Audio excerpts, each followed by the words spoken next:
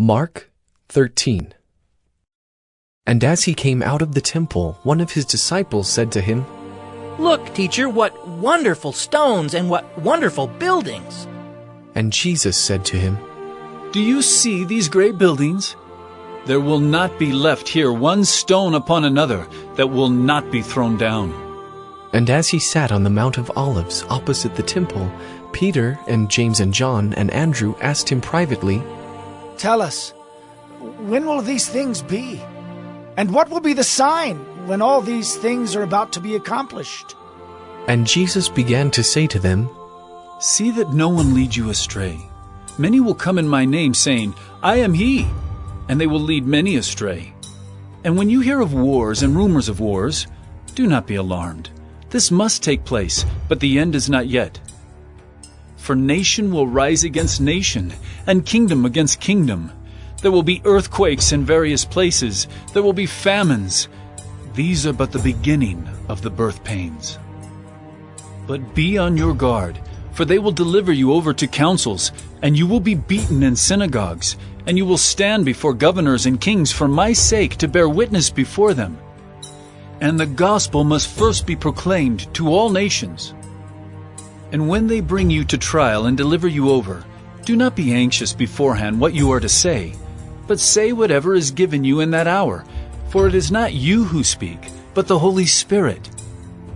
And brother will deliver brother over to death, and the father his child, and children will rise against parents and have them put to death. And you will be hated by all for my name's sake, but the one who endures to the end will be saved.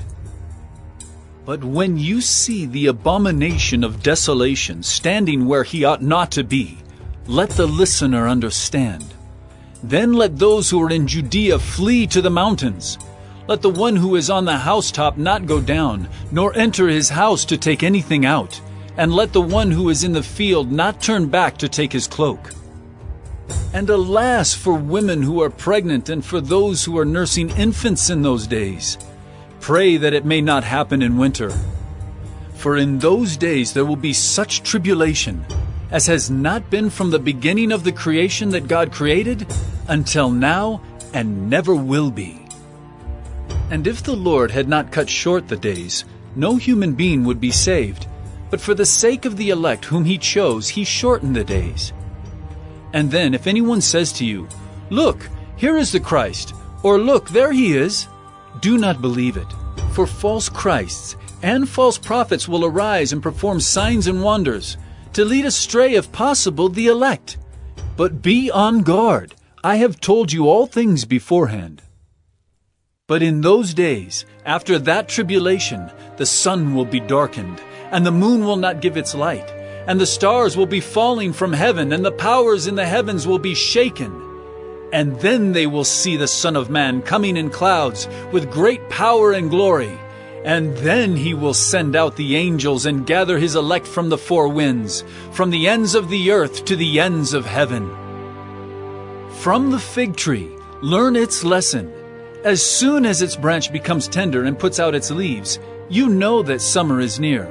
So also, when you see these things taking place, you know that he is near, at the very gates. Truly I say to you, this generation will not pass away until all these things take place. Heaven and earth will pass away, but my words will not pass away. But concerning that day or that hour, no one knows, not even the angels in heaven, nor the Son, but only the Father. Be on guard, keep awake, for you do not know when the time will come. It is like a man going on a journey, when he leaves home and puts his servants in charge, each with his work, and commands the doorkeeper to stay awake. Therefore stay awake, for you do not know when the master of the house will come, in the evening, or at midnight, or when the rooster crows, or in the morning, lest he come suddenly and find you asleep. And what I say to you, I say to all, stay awake.